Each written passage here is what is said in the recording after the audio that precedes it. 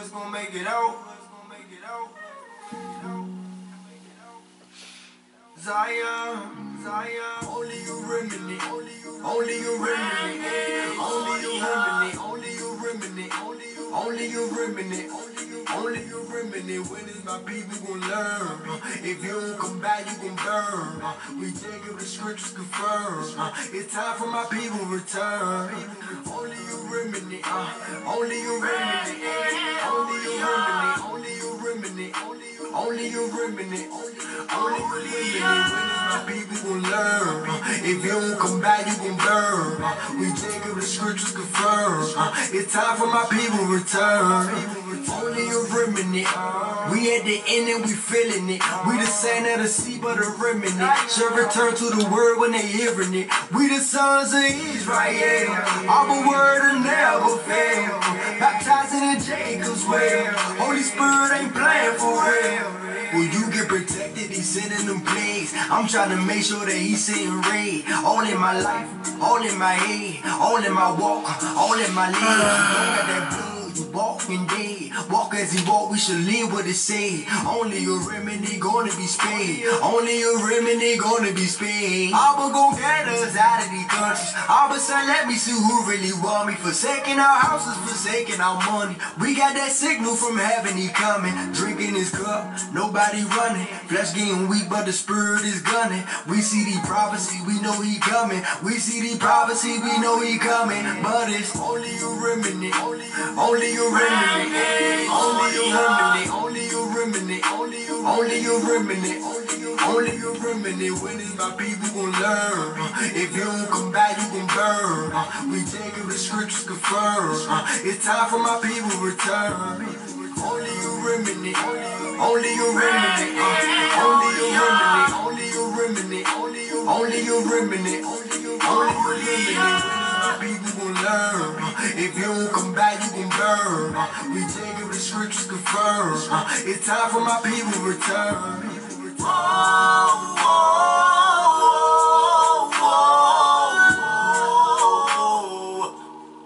That's how my heart is for you. And the sun he died for you. Yes, it's true, yes, it's true. You didn't have no clue. That's because nobody told you. They couldn't afford to. Called you monkey like you Goku. It ain't like nobody owed you. We broke the law and they sold you. We did this all to ourselves, Jacob. Now it's the time that you know the truth. You don't know you so special. You don't even see what's next, though. So we cry. Only remnants gonna make it out of here alive. Please repent my people, cause we at the end of time. Only you remnant, only you remnant, only you remnant, only you remnant, only you remnant, only you remnant. When is my people gon' learn? If you don't come back, you gon' burn. We take it, the scriptures confirm. It's time for my people to return. Only you remnant, only you remnant, only you remnant, only you remnant, only you remnant, only you remnant. When is my people gon' learn? If you don't come back, you gon' burn. We take it, the scriptures confirm.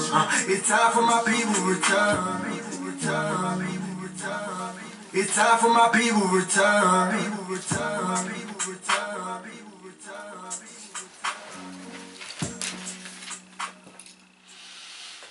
Good morning, good morning, good morning, good morning. Facebook Live, good morning, Breaking Strongholds Ministries. Good morning, YouTube with Orlando keeping it simple. How's everybody doing this morning? I hope everyone is doing great this morning. I hope the Most High has really truly blessed you over and abundantly with love, kindness, and joy. I hope the Most High have really truly blessed your offsprings with love, kindness, and wisdom. I hope he has truly blessed you with wisdom this morning.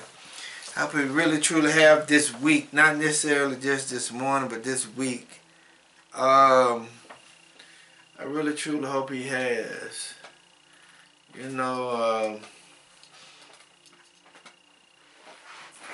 excuse me. It has been a lot going on.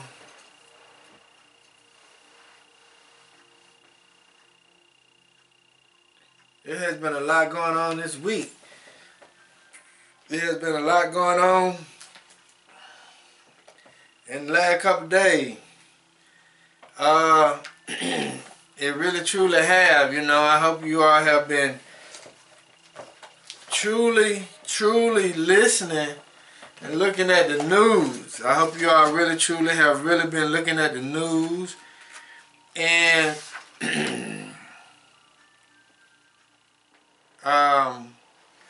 just paying attention to what's happening and things like that. You know, I hope you have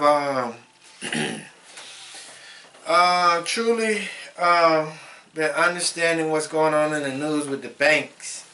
You know, with the banks. This kind of reminds me of 2008. You know, that's when I made a bad decision in 2008. But I hope this is somewhat familiar with 2008 and how the banks crashed and then the economy crashed. It's really truly something. My projections is that Wells Fargo will be next. And you know, you probably gonna need to get your money out of the banks. You're gonna probably need to get as much. I'm not gonna say get all your money out of the bank, but what I would say to you is if I would keep only about a month worth in the bank, and I will put the rest of it in silver and gold, or I would just keep some in cash in my house or in a safe deposit box or wherever you keep it at. If you know, I would definitely take some money out that bank because it's a lot going on in society and the world, and you have to really pay attention to what's going on in order for you to be able to survive. You know, I ain't gonna go on what happened, but I'm not gonna do that. But I'll talk a little bit. Why would you tell us that? What happened? Why are you telling us this? Well, I'm telling you this because what happened yesterday? With the banks crashing, with what's the name of the bank? Silicon Valley Bank. With Silicon Valley Bank going out of business or closing its doors, and the FDIC had to come in and take over. Then Silvergate, the Bitcoin bank that normally housed money for the Bitcoins, how it went under. How maybe 3 weeks ago or 4 weeks ago, Bank of America was not allowing people. Some people did not have money in their accounts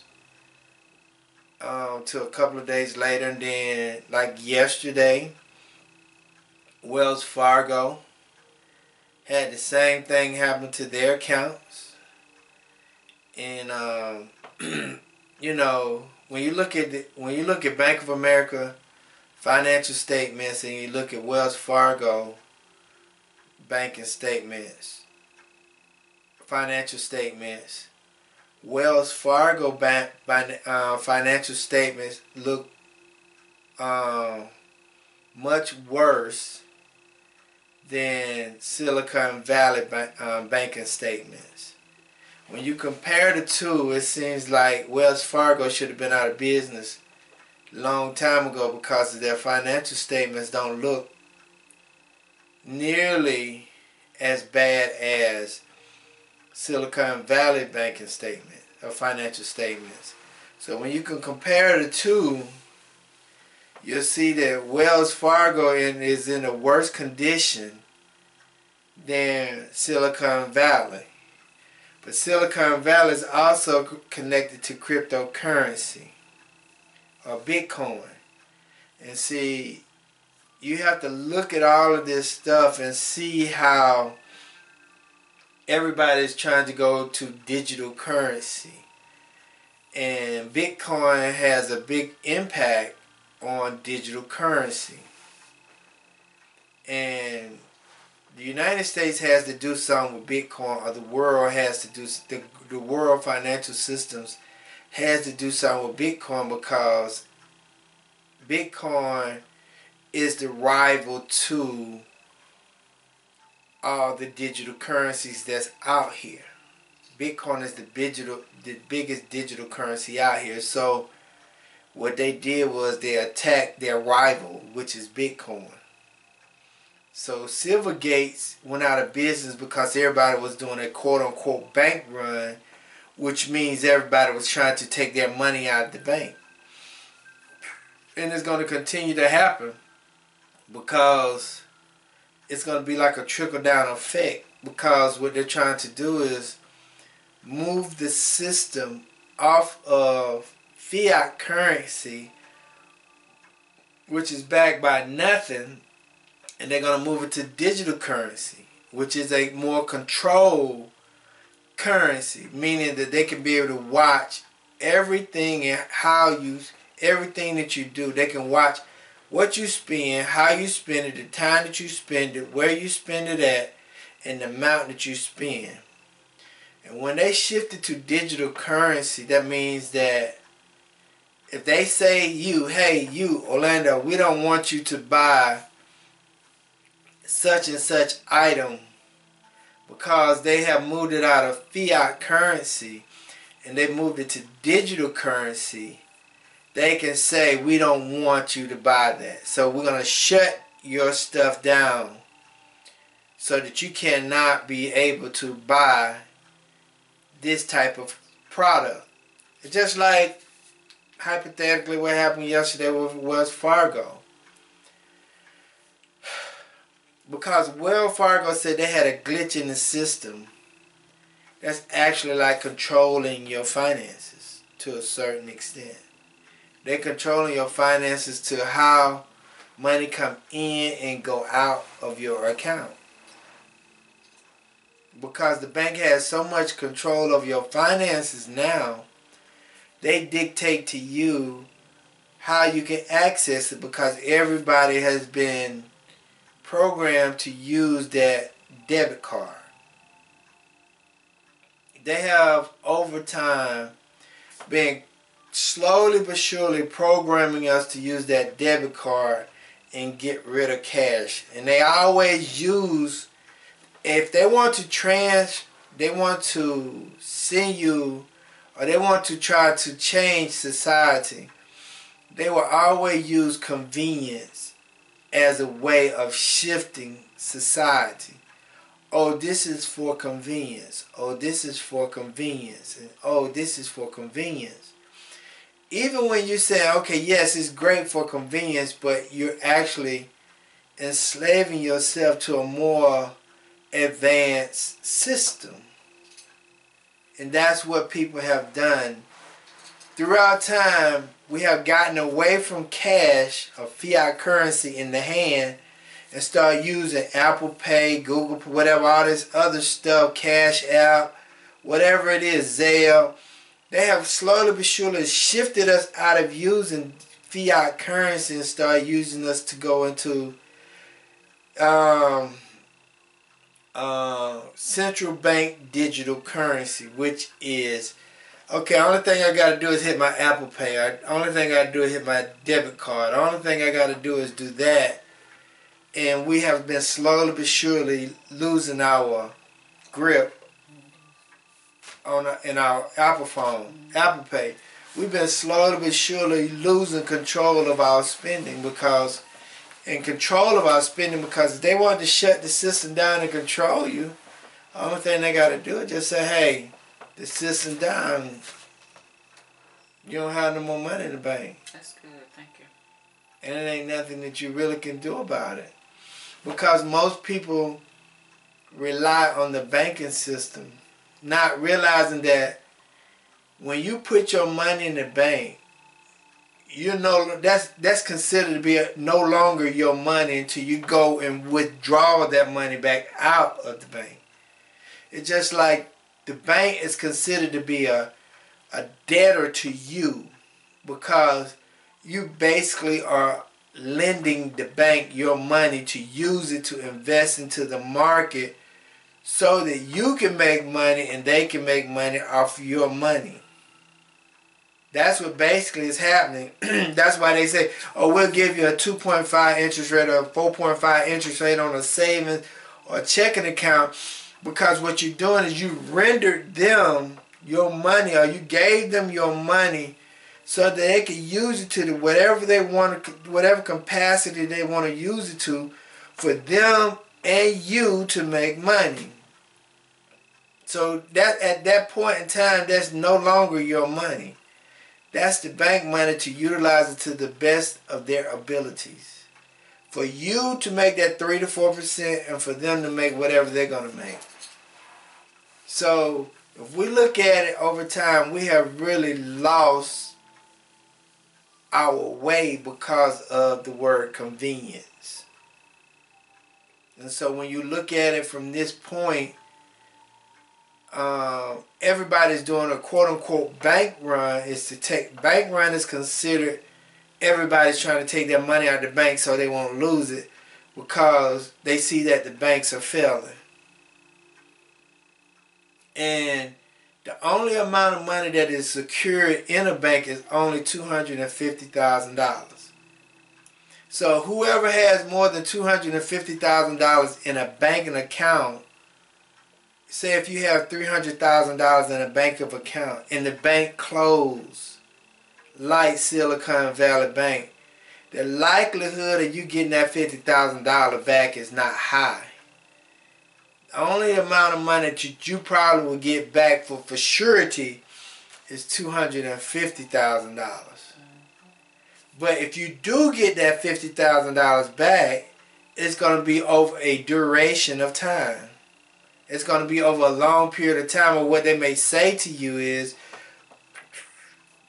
we will give you $50,000 worth of stocks, a bond, in whatever company or whatever bank that buys that bank that went out of business. So, excuse me, I'm belching a lot. Forgive me. But when we look at these things, we really have to understand that you got to really get some of your money out the bank. Right now, you need to start getting some of your money out the bank. You need to start trying to put your money into some tangible, like silver and gold or platinum. Some people are investing into cryptocurrency. And no, I'm not a financial advisor, but I'm just saying to you what financial advisors are telling people. You can go on any channel on YouTube on finances, and they'll tell you either you buy land, food, or hard currency. Hard currencies are silver, gold, platinum, copper, things of that nature there, because those things have value to it. But I'll get back to that in a little bit. But let us go ahead and go to Exodus chapter 20, verses 1 through 17. And it reads, And El spake all these words, saying, I am Yahuwah thy El, which I brought thee out of the land of Egypt, out of the house of bondage, and thou shalt have no other Els before me. Thou shalt not make unto thee any graven image or any likeness of anything that is in the heavens above, or that is in the earth beneath, or that is in the water under the earth. Thou shalt not bow down thyself to them, nor serve them. For I, Yahuwah thy El, am a jealous El, visiting the iniquities of the fathers upon the children, unto the third and fourth generation of them that hate me, and show mercy to thousands of them that love me, and keep my commandments. Thou shalt not take the name of Yahuwah thy El in vain, for Yahuwah will not hold him guiltless that take his name in vain. Remember the Sabbath day to keep it holy. 6 days shalt thou labor and do all thy works, but the seventh day is the Sabbath of Yahuwah thy El. In it thou shalt not do any works, thou nor thy sons, nor thy daughter, thy manservants, nor thy maidservants, nor thy cattle, nor thy strangers that is within thy gates. For in 6 days Yahuwah made the heaven and the earth, the sea, and all that in them is, and rested the seventh day. Wherefore, if Yahuwah blessed the Sabbath day and hallowed it, honor thy fathers and thy mothers, that thy days be long upon the land which Yahuwah thy El giveth thee. Thou shalt not kill, thou shalt not commit adultery, thou shalt not steal, thou shalt not bear false witness against thy neighbors, and thou shalt not covet thy neighbor's house, thou shalt not covet thy neighbor's wife, nor his manservant, nor his maidservant, nor his ox, nor his ass, nor anything is thy neighbor. Let us pray. Our Father, which art in heaven, hallowed be thy name, thy kingdom come, thy will be done on earth as it is in heaven. Give us this day our daily bread. Forgive us of our trespasses as we forgive those who trespass against us. Lead us not into temptation, but deliver us from evil. Thine to your kingdom, power to your glory, forever and ever. So let it be. Yes, yes, yes. But yeah, you can turn the book, turn to the word, turn Yahuwah to Genesis chapter 15, and I'm gonna deal with verse 13 and 14 today. But yeah, right now, it's a very important time. It's a very important time. It's no retreat now. Everything is moving forward. Everything is moving forward. There's no going back. Whenever you hear people say, "Oh, I wish we can go back," "Oh, I wish we can go back," no, you allow them to continue to go forward. So that's what they're going to do. Every time you say, "Oh, it's for convenience," "Oh, it's for convenience," you allow them to continue to move forward. So,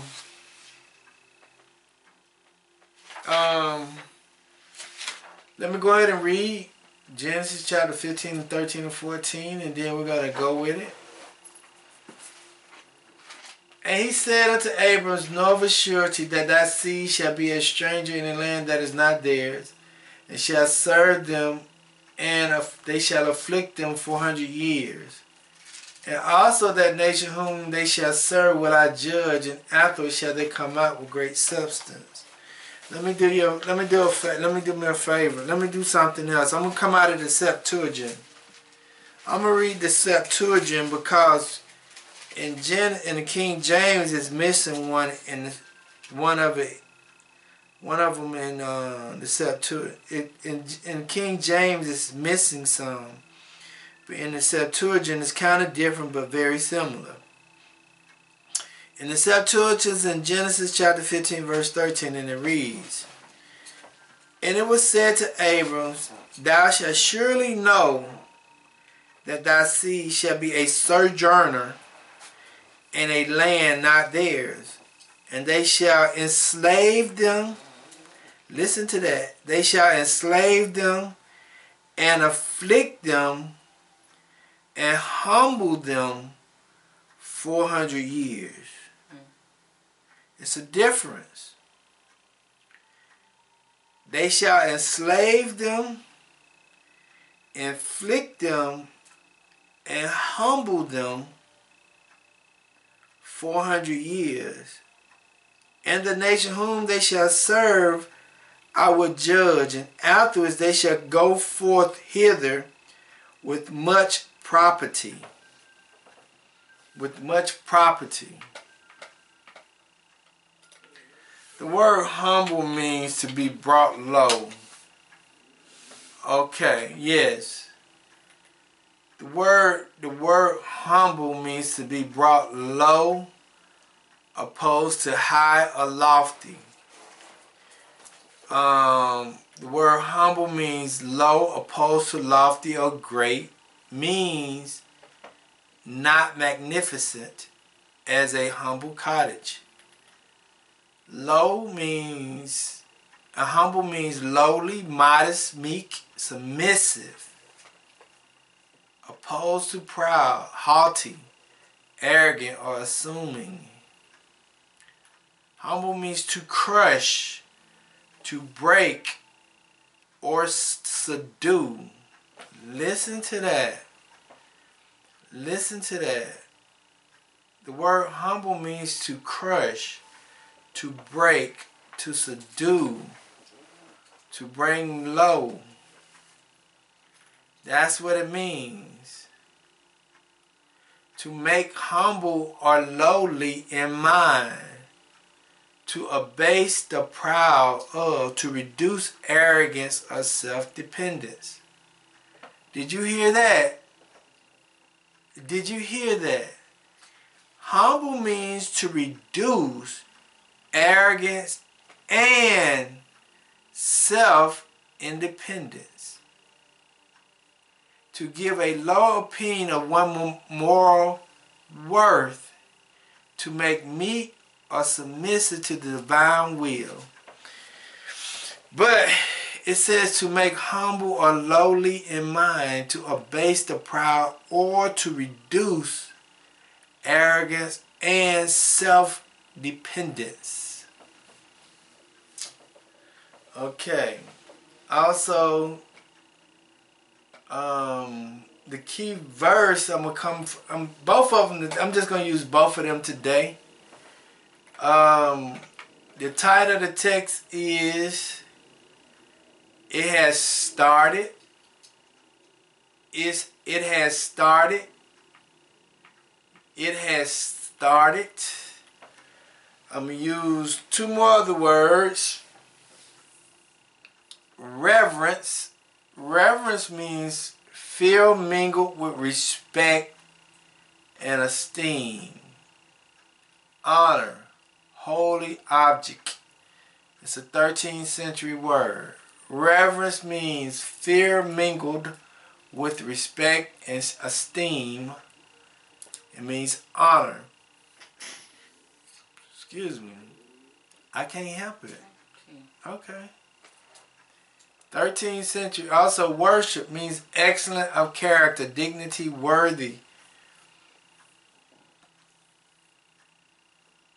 Worthy, worthiness, glory, distinction, honor, and renown. Okay? Also, let me go to Genesis chapter 12. Verse 3, and this is what I want you to keep in the back of your mind, your conscience. And I will bless them that bless thee, and curse him that curse thee. And in thee shall all families of the earth be blessed. Understand that. The Most High told Abrams, I will bless them that bless thee, and curse him that curse thee. And in thee shall all families of the earth be blessed. Then let us go back to Genesis chapter 15, verse 13. And he said unto Abrams, know of a surety that thy seed shall be a stranger in a land that is not theirs, and shall serve them. That means curse. And they shall afflict them, curse, humble them for 400 years. Okay? Let me read you a little bit. Let me read you a couple of things out of the book of Jasher. Because we have to understand, right? Why was Abraham so anointed? Why was Abraham so blessed? Why was Abraham chosen to be who he was, and why did he get the blessing that he got? Because if we don't read, a lot of people say, well, man, I don't read other books. I don't do this and I don't do that and I just stick with the King James Version, which I respect. But you never get to understand the backstory behind you never get to understand the backstory behind Abraham. You never get to understand the backstory of whatever it is if you don't read other books. Not saying that those other books are more powerful or credible than the Bible, but it's giving you a backstory of each character. Just like this book here, the lost books of the Bible and the forgotten book of Eden, right? When you look at that book there and you read some of that in that book there, it tells you how old Mary was when Joseph married her. It tells you some of the characteristics and how Yahshua was as a young boy or a young child when he was growing up. It gives you backstories. It gives you information that the Bible don't give you to be able to fill in the story. So if you don't understand, so when you read certain things of the Bible, you don't have the fill-in portion. So when you don't have the fill-in portion, you may not quite understand the whole story until you get books like this or books like this or the Apocrypha or a lot of numerous other books that's maybe out here. But when you get these books, it can help you fill in or understand the story much better, because the Bible only gives you pieces and segments of everything. It don't give you the whole thing. And when it don't give you the whole story or whatever it is, you got to assume the middle portion to get a clearer understanding if you don't go by other books. So when we're looking at Abram's, the reason why he had to leave the land of Chaldean is because of the behavior practices that they had. Okay? And let me read you a little bit. This is when Abraham was talking to his father, because in the land of Chaldean, right? A Kasdim, they call it Kasdim in the book of Jasher, right? They was worshiping woods and stone. And it says they was worshiping woods and stones. And see, during this time period here, Noah was still living and Shem was still living. So from the book of Jasher, Abrams was still communicating with Noah and Shem, because Noah lived 995 years. So during that time period, Abrams was still living. Abrams was living during the time of Noah. They had a relationship. Noah was teaching Noah about the word. So that's why Abram was so knowledgeable. That's why he didn't have a problem leaving his father, because Noah was teaching him the true understanding of the word. So when Abrams left, he didn't leave. He left because he had the understanding who the Father was. Okay, and he learned that through Noah. But this is what Abram's father said to him, and it says, because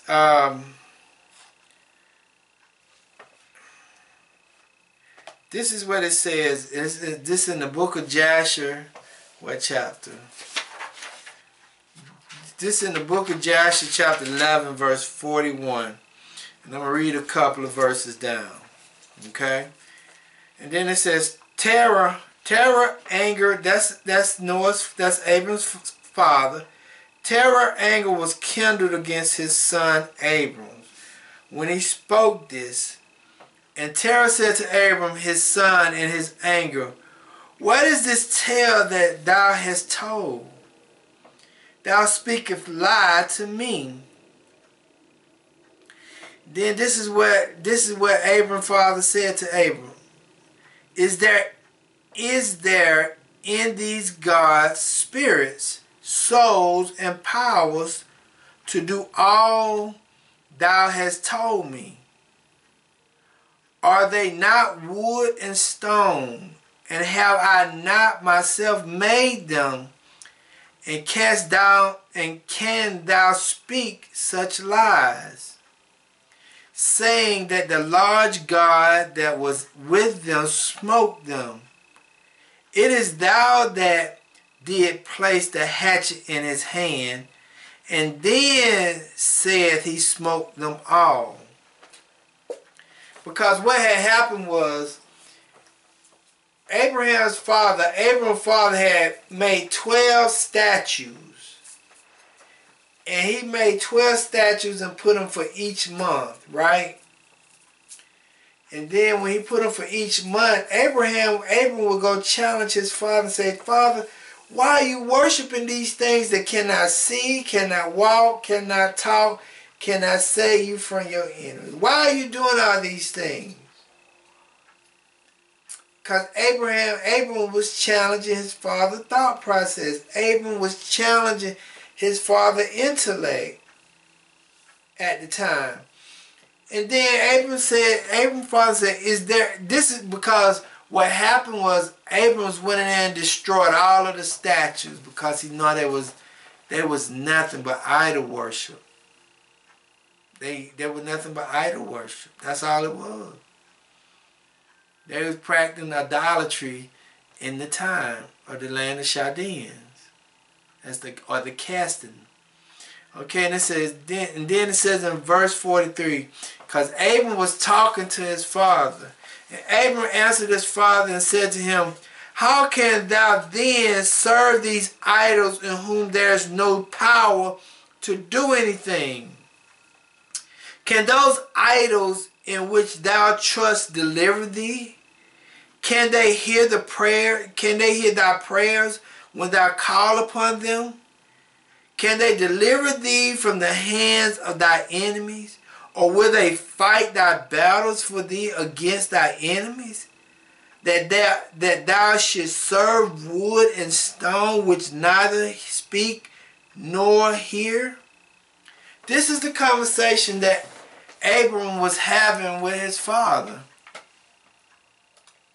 This is what he was saying to his father. You know, because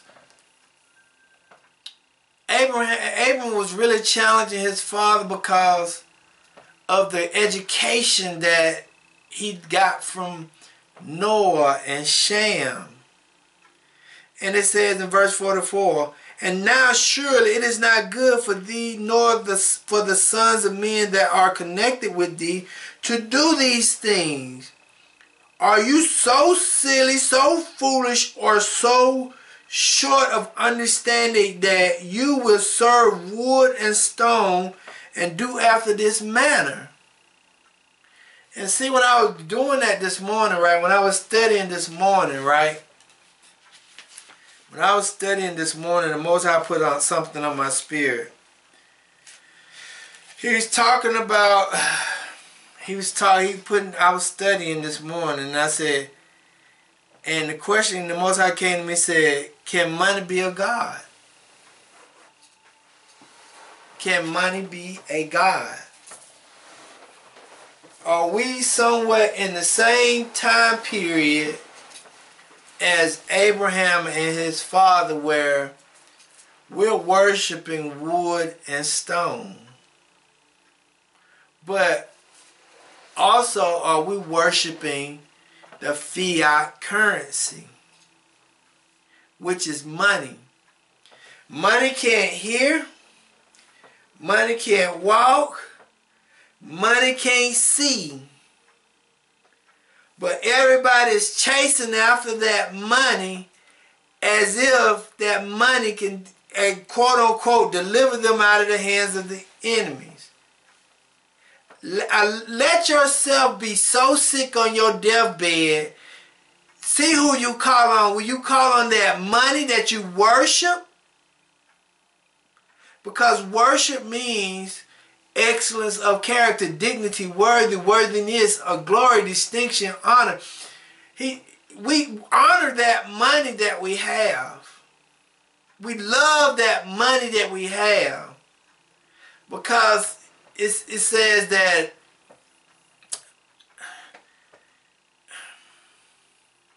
the Most High was saying to me this morning, he said, the Spirit was speaking to me this morning, said, do we love Jay-Z or Beyonce, or do we love the tangible things and the monies that they have in their possessions? If Jay-Z was an ordinary Joe Blow, would we have that much respect for him? If Beyonce was just an ordinary registered nurse or whoever, a lawyer, would we worship them in the manner in which we do? Or do we do that because of their physical possessions that they have? And see, we're no different in that time period of Abrams and his father and now, right now. And in those days than we are right now. And it says, and then he was talking, he said, the question is, because we show people reverence, the act of respect, of obedience, is because of what they have. It's not because of who they are as a people. And that's what Abraham was trying to talk to his father about. But we got to also understand that during the time of Abram, Nimrod was still living. Nimrod was still living. So when Nimrod was living, Nimrod wanted to be God. That's why Nimrod built the tower. He wanted to be God. He wanted to replace the Ruach HaKodesh. He wanted men to worship him. And in this society today, men want to be worshipped. Men want to be honored. Men want to be glorified. Men want to be put on that pedestal. Men want to be acknowledged for their contributions. Men want to be, I'm this and I'm that and I'm, like my mom used to do, I'm this, yeah, this is the way men. That's the way men are, people are. They want to be glorified because of their accolades, because of their money possession, because of all these things. And that's why Abram was having such a hard time with his fathers, because he was saying, man, how can you worship this stuff that don't do nothing for you? But not realizing that his father was up under the authority of Nimrod, who wanted to be in control of everything. Nimrod wanted to be worshipped. So when we look at society today, man wants to be worshipped. Man wants to be put on a pedestal. That's why people go out here and buy all the hard bottom shoes or the red bottom shoes and the big fancy houses. That's why they do all the things that they do. So that's why the Most High had to get Abram out of there. But he also had to, he got to judge this nation because the nation have humbled the people to an extent where he brought them so low that they didn't even know who they was as a people. They just didn't afflict them, and we just didn't serve them, but he humbled, he broke us. This country broke us to an extent where we didn't know nothing about who we were. Okay, and then it says in verse 45, and I'm going to stop and I'm going to go to the Bible. Then it says, and forget, let me go back to verse 44 because I want you to understand verse 45. And it says, now surely it is not good for thee, for nor the sons of men that are connected with you to do these things. Are you so silly, so foolish, or so short of understanding that you will serve wood and stone and do after this manner? And forget Yahuwah who made heaven and earth, and who created you in the earth, and whereby bringing a great evil upon your soul in this matter by serving wood and stone. Then it goes to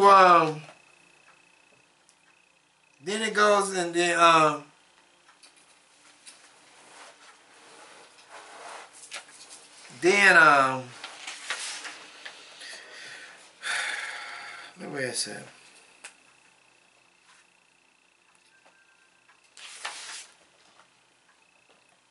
Then it goes on and say, and Abraham's father knew.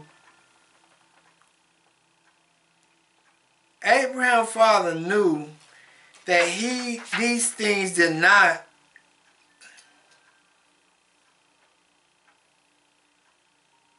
Abraham's father knew that the wood and stone and these objects really didn't do nothing for him. I'm trying to find a verse in there where it said it, but he knew that. But he kept doing it because he wanted, that's the customs of that time. That was the customs of that time. And the customs of that time is that they were worshiping things that wasn't good. And when we look at America, let me go to Revelation. And when we look at the America of today, the U.S. of today, right? Have the U.S. caused us to leave the spirit and stop worshiping the Ruach HaKodesh, and it made us worship things that made us become slaves? See, sometimes we may not be necessarily in physical bondage to this day. We may not be physically bondage today, but we still in physical bondage. Because if you have if you got a $60,000 car and you sign that contract, which is a covenant, that means that you're obligated to pay that until that duration. That means that you have to go in the labor market or the slave plantation and work for whatever amount of time it is for you to work to pay whatever it is that you signed the contract on to pay it off. That's why some people don't understand how can you buy a house in America and after 30 years you paid it off, but you still got to pay property tax. Meaning that you still are slaves to the system because you still have to pay that property tax. So when you continue to sign your name on these dotted lines and you continue to buy all these tangible things, that's when you become more, that's how you can continue to be a slave. When it says enslave them, sometimes it can be voluntarily slave. You can be a volunteer slave because you go out here and buy all these tangible things that put you enslaved or to make you be obligated to get up and go to work every day so that you have to pay these bills. And see, they knew that they designed this system to keep you in this manner because they knew they gave you the desires of your heart. Okay, in Matthew chapter 6, verse 24, it says, "No man can serve two masters, for either he will hate the one and love the other, or else he will hold to one and despise the other. You cannot serve El and Mammon." That's why I asked the question, is money a god? Because we only pay homage to what people have and not who people are.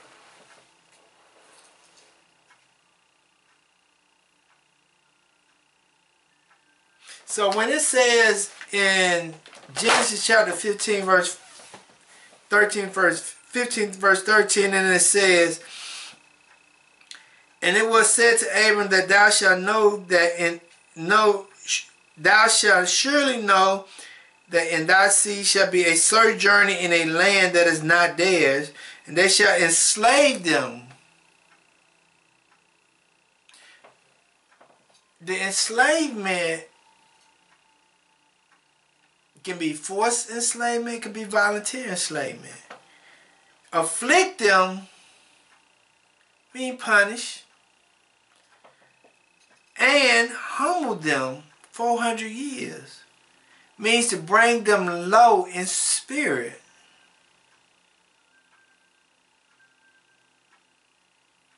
Because, let me go to this. In Revelation 18:3. Right? Revelation 18:3. Right?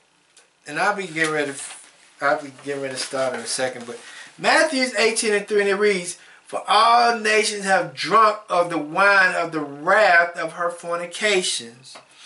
Okay, let me read it in layman's term. For all nations have partaken of the behaviors and the passions, because fornication means behavior, wickedness, right? So let me make sure I got it right. Idolatry, yes, behavior. Okay, so when we look at it, it says, "For all nations have partaken of the wine," which is behavior, "of the badness of her fornications. And the kings of the earth have committed wickedness with her. And merchants," listen to this part, "and the merchants of the earth are waxed rich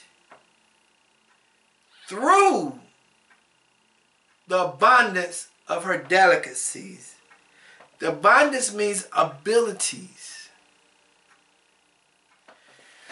See, how America got rich is she made everybody become a slave to her system. And her system is capitalism.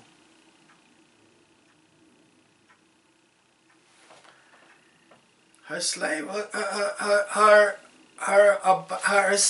was capitalism. Her system was capitalism.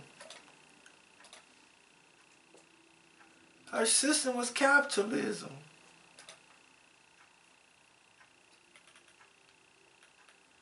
Listen to this.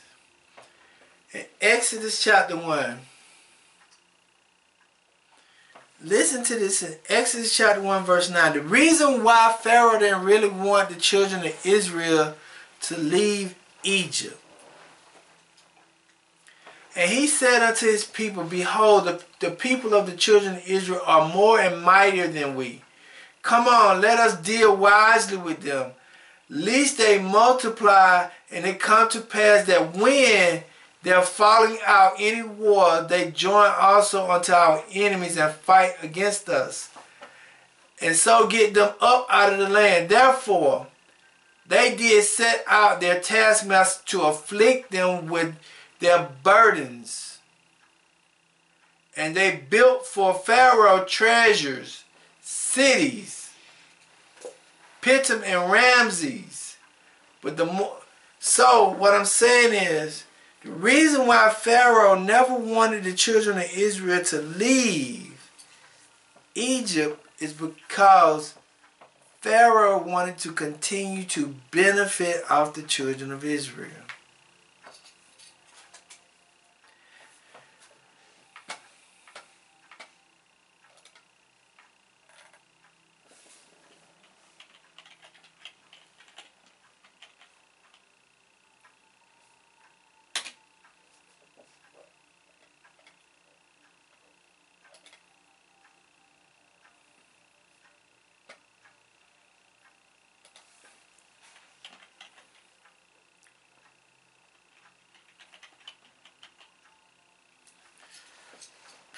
Let me see what this. Hold on for a second.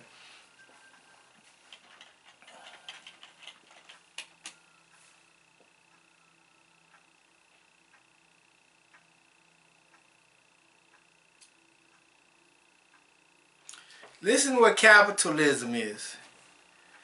Capitalism is an economic system based on the private ownership of the means of production and their operation for profit. Central capital characteristics of capitalism include capital accumulation, competitive market, price system, private property, and etc. But capitalism is based off private ownership. That's what capitalism is. You cannot have a capitalist society without a lower class people. You cannot have a capitalist society without a middle class people. Because you know who eats off who? The rich eats off the poor. That is somewhat what you call a slave system.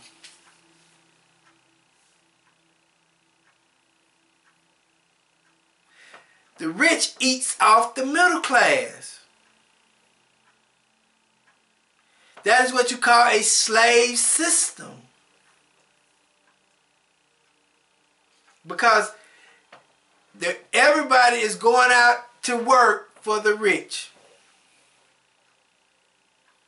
And the more they go out and work for the rich, the more they are obtaining the physical possessions to keep working for the rich. The rich create idols and create things, and the middle class and the poor won't sit and Say it again, say it loud. I said, and the rich create idols and things, and the middle class and the poor spend their last to go out and get what the rich has created, those idol things. So it's a recurrent effect. They're getting it. Yeah. Absolutely. So that's why the Most High is really is going to bring the system down, is because he...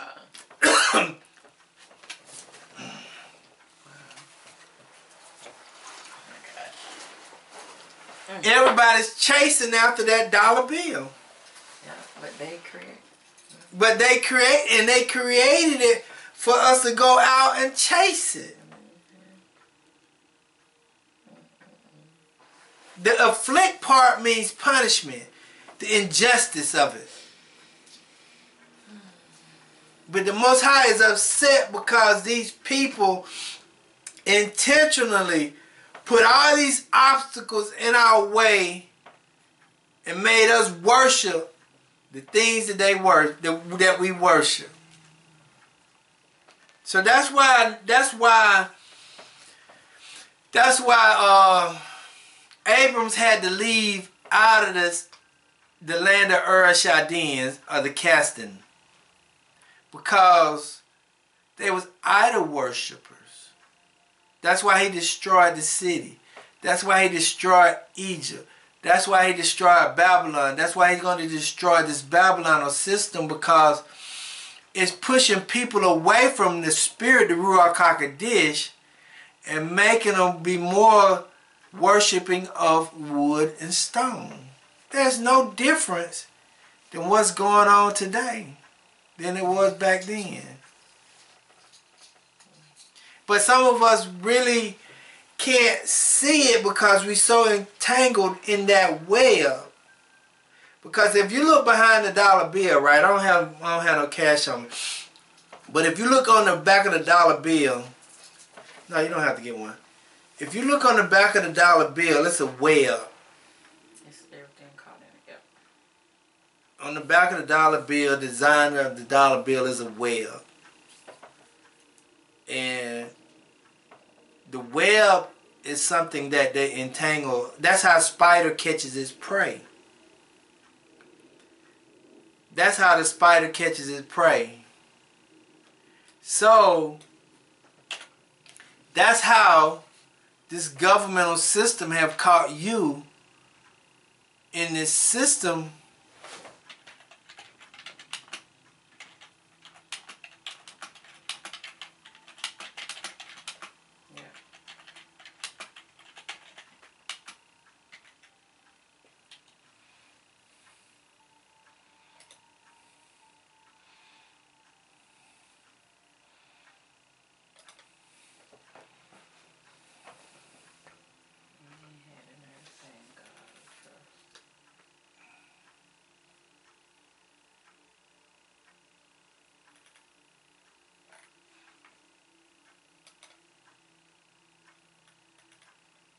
I'm trying to, let me do something real fast.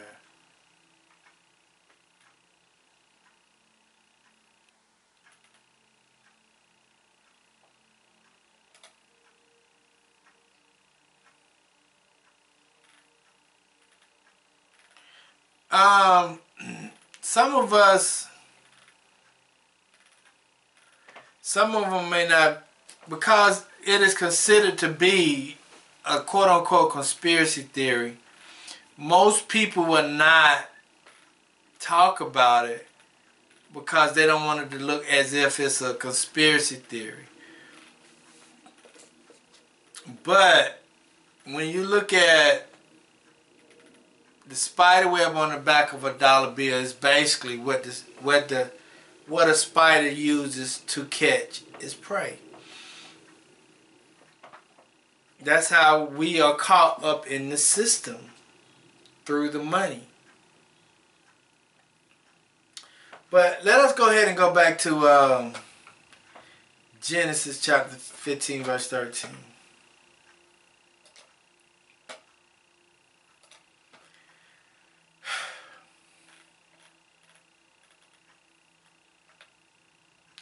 It says, and he said unto Abram, know of a surety that thy seed shall be a stranger in the land that is not theirs, and shall serve them, and they shall afflict them 400 years. Okay. The word serve means to be a slave. Okay. Some looking at it from a physical sense. Some could be from a spiritual sense. Because just like when the children of Israel was in Babylon, King Nebuchadnezzar made them bow down and serve the statue. That's the reason why Daniel and the 3 Hebrew boys got in trouble. But let us go to Exodus chapter. Let us go to Exodus chapter 6. Because I want to make sure that he understands. He's talking to a specific group of people in Genesis chapter 15. He's talking to a specific group of people. And it reads, and I have also heard the groaning of the children of Israel, whom the Egyptians keep in bondage, and I have remembered my covenant. Wherefore say unto the children of Israel, I am Yahuwah, and I will bring you out from under the burdens of the Egyptians. And I will rid you out of their bondage, and I will redeem you with a stretched out arm, with great judgment. How can we as a people today be redeemed out of the bondage of Babylon's system right now? How can we be redeemed out of the Babylonian system today? How are we entangled in Babylon's system? When it says,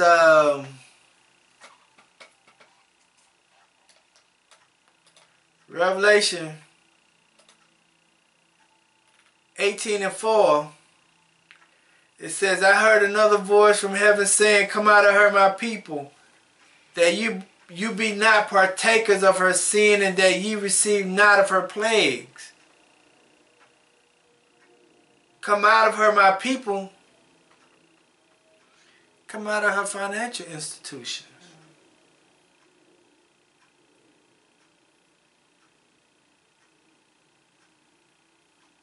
Come out of her systems.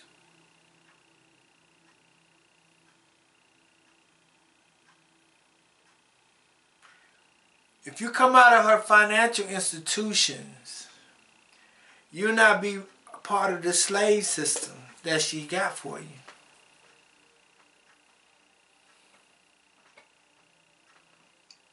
Because that's what it says in Exodus chapter 6, right?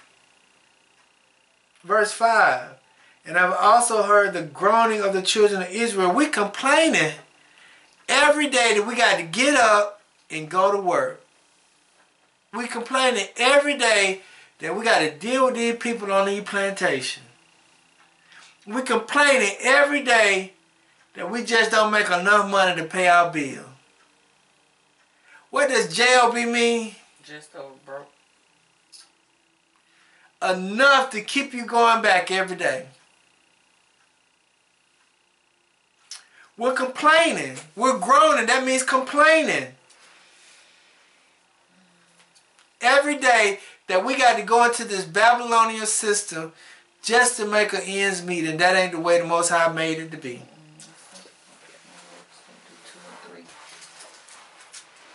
The Most High did not make it where we had to pay for water that's free.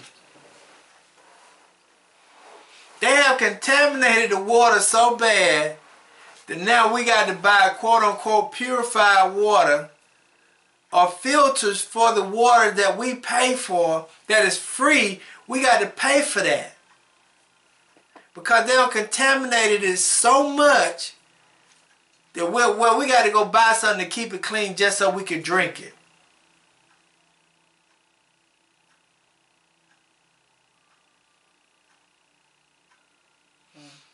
Let us go to Psalms. No, let us go to Isaiah. Let us go to Psalms 106. He's talking to the children of Israel because what these people have really done, they are enslaving us through the system that they have created. And we're participating in it because we were born in this sin, born in this world.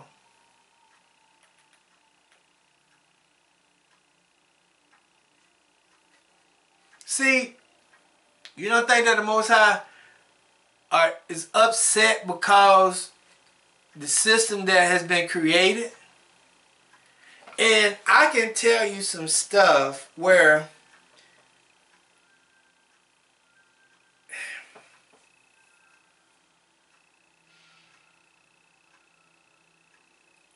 it just requires you to do a little investigation where the system that they created is a flawed system. Everything they have created is flawed. When it comes down to your birth certificate, when it comes down to your social security number, when it comes down to your driver license, when it comes down to your whatever it is, all of it is it's flawed, it's wrong. Even marriage certificates. All those things are against the Most High. But because when we sign those names on those contracts, it relinquishes our power and it gives it to somebody else. But Psalms 106 and 44 and 45, it says, nevertheless, he regarded their afflictions when he heard their cries, and he remembered for them his covenant and repented according to the multitude of his mercy. See, the Most High see our yearning and crying right now because he understands that the system is corrupt. He understands that everything is taking place is corrupt. And we should not even be a part of it. But we dying to get in it because we don't know no better.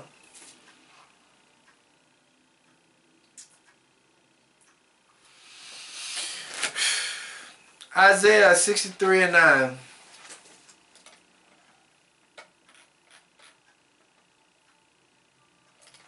Like if you don't take your money out the bank or some of your money out the bank, you're going to lose some of it. If the stock market crash, do you know all those people who worked hard and tried to save their money in their 401k, they would have wanted to turn around and lost all that money in the 401k? And some people can trying to get ready to retire right now. And the market crash, what you think gonna happen to them people?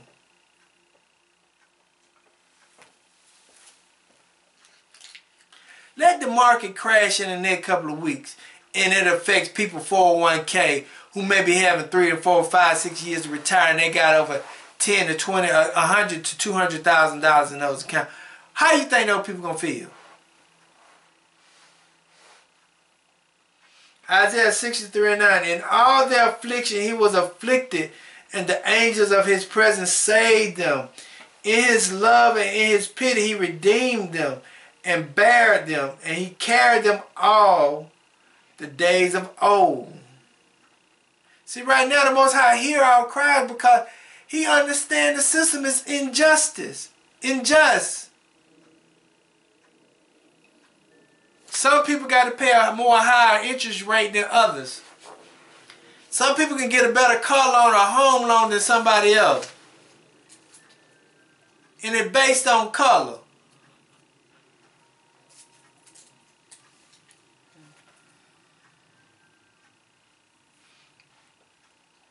I'm just going to keep going down to my scriptures. Because when it's talking about afflicting them, they serve them, we're serving the Babylonian system. We're keeping this system going every day as we go to work. Every day as we go to work, we're keeping this system going. Everything that we use comes from the earth. Do you know why the Indians sold the Europeans land? Because the native, the indigenous people, do you know why the indigenous people sold the Europeans land? Because the native was saying, how can you buy land? This is a creator's given right for people to be able to do whatever they want to do, wherever they want to do it at. How can you just say you're going to buy some land and possess this land when the creator gave everybody an opportunity to have whatever they want to have? That's why the Indians or the indigenous people did what they did. They didn't look at it as a possession. They didn't look at buying a house, this is a possession. No, they didn't look at it that way. But the Europeans, when they came over here, that's the way they manipulated the people. It was not because the people were stupid. It was just that the people was more on more of a spiritual level than the Europeans were.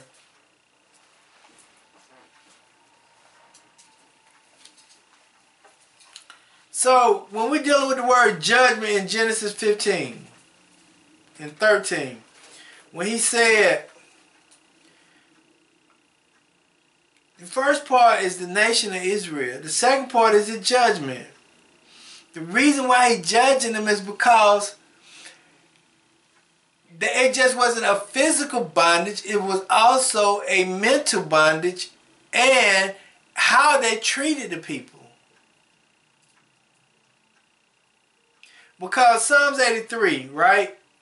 Psalms 83 is one of the reasons why he's going to judge them. And I'll be done in a few minutes.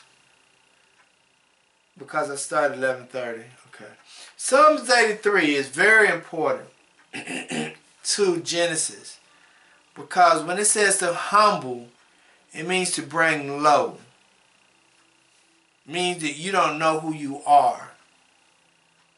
Okay, so when you look at Psalms 83, it says, keep not thy silence, O El, hold not thy peace, and be not still, O El. For lo, thy enemies have made a tumult, and they that hate thee have lifted up the head. Listen, listen. They have taken crafty counsel against our people, and consulted against our hidden one. Listen to this. When we're talking about the word humble, means to bring low, you don't know who you are. Listen to this. They have consulted together with one accord. No, let me go back to verse 4.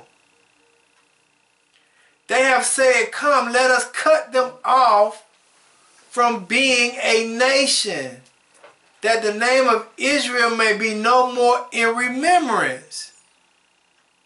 See, they didn't just put us in slavery physically and now presently through occupation. They made us ignorant through the educational system.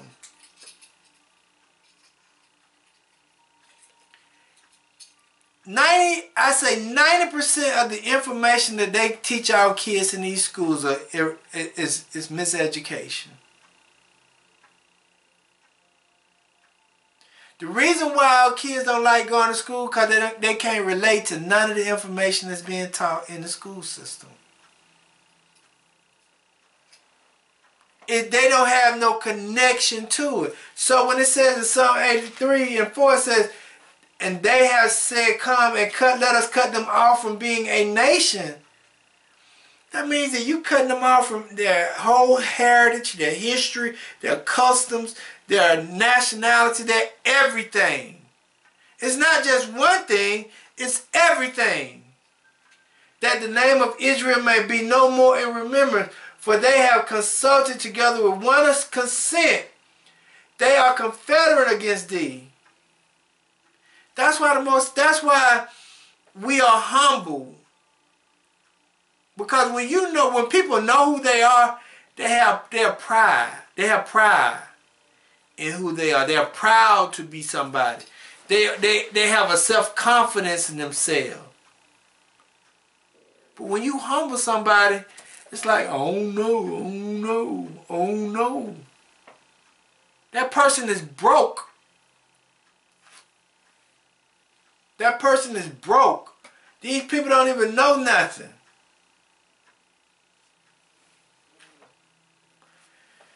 Do you remember in Daniel?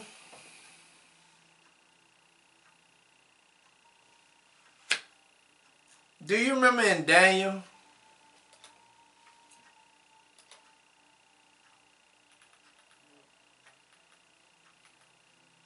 Do you remember in Daniel chapter 1?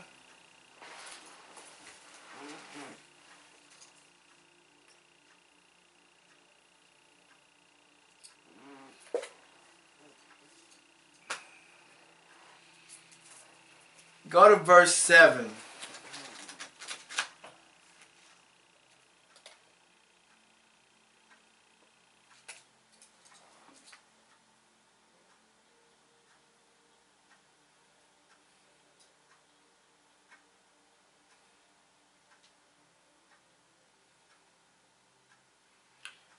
Do you remember when they changed their names?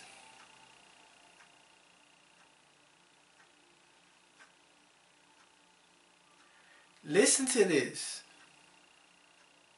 It says, Daniel chapter 1 verse 7, it says, unto whom the prince of the eunuch gave names, for he gave unto Daniel the name of Belshazzar, to Hananiah Shadrach, and to Michael a Meshach, and Azariah.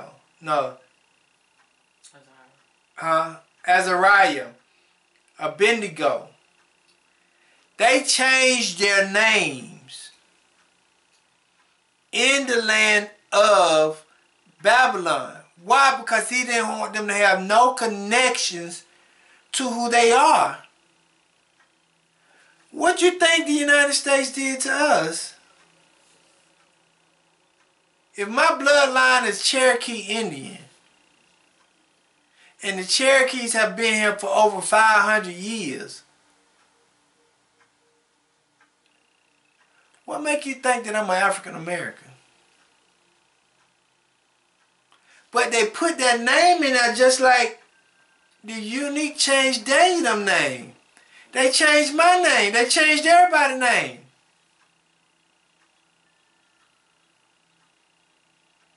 Because he wanted to humble us, to bring us low. He didn't want us to have a self-identity. He didn't want us to be proud and be proud. They ripped it apart.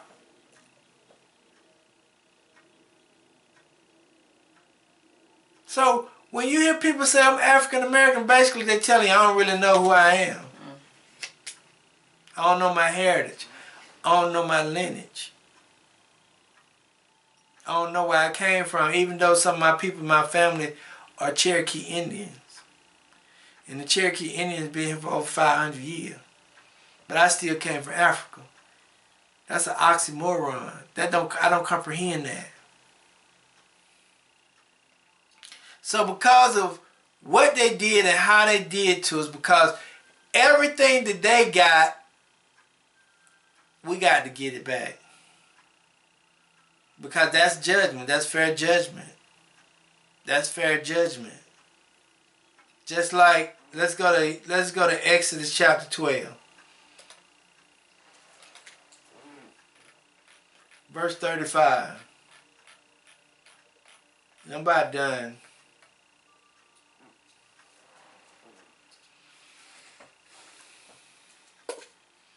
It says, and the children of Israel did according to the word of Moses, and they borrowed of the Egyptians jewels of silver, jewels of gold, and raiment.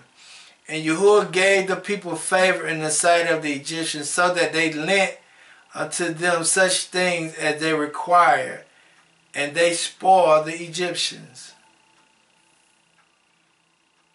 We get ready to get back what we gave, what we lost. You may not see it in the sense, but everything that we lost, we finna get ready to get it back.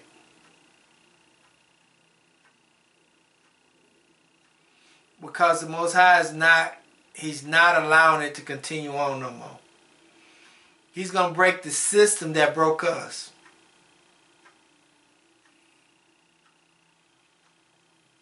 Let us go to Psalms 105.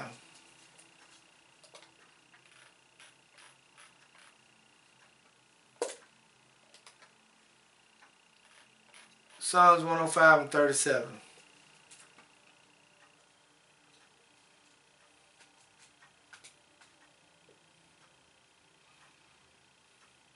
Listen to this.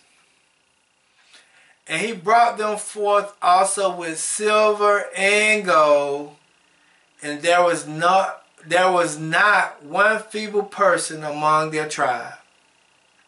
He what? He bought them with what? Silver and gold. And what I've been asking you to get? Silver and gold. Egypt was glad when they departed, for the fear of them fell upon them.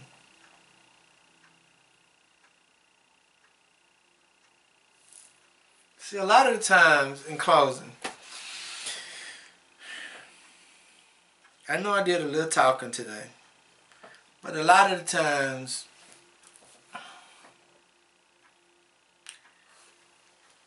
you reap what you sow. Some of us may not think so, but we reap what we sow.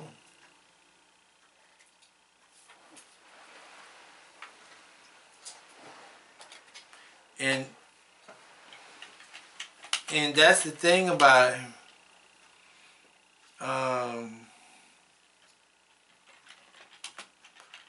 That's the thing about it is we have to understand that. That's what we have to understand. We can't look at everything the way we think it should be. We got to look at it for what it is. We got to look at it for what it is. Basically, if you really truly study the word, you really got to look at it for what it is. A Jehovah's Witness came to my house this morning trying to tell me the Bible. And they was Hebrew sisters. But they were trying to tell me something, but they're trying to tell me something they don't know. In Galatians 6 and 7 it says, be not deceived, El is not mocked, for whatever a man soweth, that shall he also reap. For he that soweth to his flesh, which is the physical, the tangibles, they're going out there working every day to try to get this money, clothes, and cars and houses, shall of the flesh reap corruption. See, that's what, when you're worshiping, trying to get this car, clothes, and house, and clothes, cars, and money, and all that stuff, you'll do it by any means necessary. But this is the system that you was brought up in. This is the sinful world that you were born in. And it says, but he that soweth to the Spirit shall also reap life everlasting. Meaning that if you do what the word say, do speak life to people, be what Matthew say, Matthew 25 say, did you give to the poor? Did you give to the needy? Did you do all those things? Did you give? That's what he's asking you.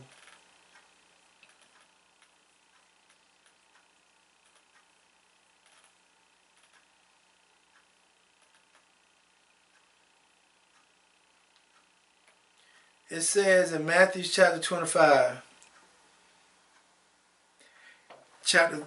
Matthew chapter 25 verse 33. This is when he's talking about the Spirit. So unto the Spirit. And he shall set the sheep on his right hand, but the goats on the left. Then shall the king say unto them on his right hand, come, ye blessed of my Father, inherit the kingdom prepared for you from the foundation of the world. For I was hungry, and you gave me meat. I was thirsty, and you gave me drink. I was a stranger, and you took me in. Naked, and you clothed me. I was sick, and you visited me. I was in prison, you came unto me. Then shall the righteous answer him, saying, Lord, when saweth we thee and hungry, and fed thee, or thirsty, and gave thee drink?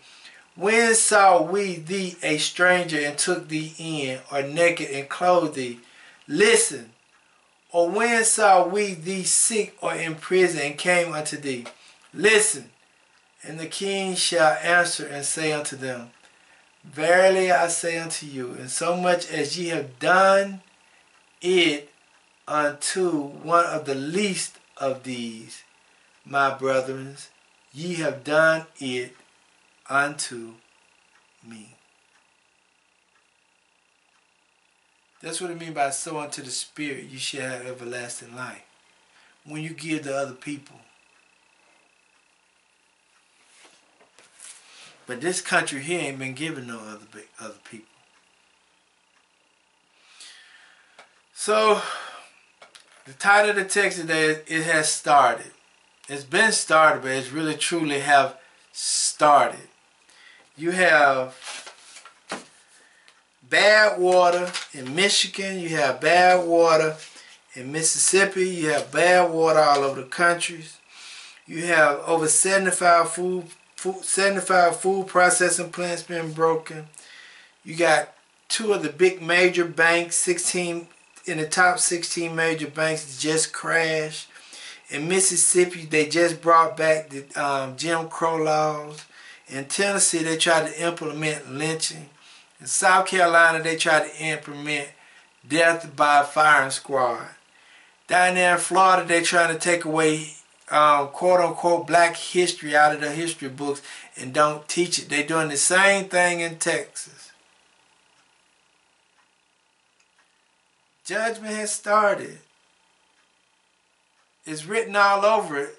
The writing is on the wall. You got to pay attention to it. So I'm going to close out with a prayer. I hope I didn't waste much of your time today. I hope you got something from what I was saying. But it has started. You got to get prepared for it. So Abba, as we come to you today, we thank you, we bless you, we praise you, we give you all the honor and the glory. Abba, we thank you for everything you have done, what you continue to do. Abba, we just ask that you continue to let your will be done. Abba, we see the writing on the wall. We see it's here. We see that now they're trying to say that there's a bird flu coming out. The next pandemic that was predicted by Bill Gates, that he's going to bring another pandemic that's going to wipe out a lot of people. We see all this stuff that's on the wall, Abba. We just ask that you continue to protect your people. Take those who chose to do your will and listen to what your words say and take heed to it. We just ask that you just continue to direct our footsteps. Also forgive us for our sins, knowingly and unknowingly. Forgive our ancestors of the sins they did, knowingly and unknowingly. Forgive our offsprings of the sins that they did knowingly and unknowingly, Abba. But at the end of the day, let your will be done. Whatever you decide to do on this earth, let it be done. Because we know that your judgment is righteous. We know that you are righteous. We know that everybody will reap what they have sown. Some have sown to the corruption of the flesh, and some have sown to the spirit. So whatever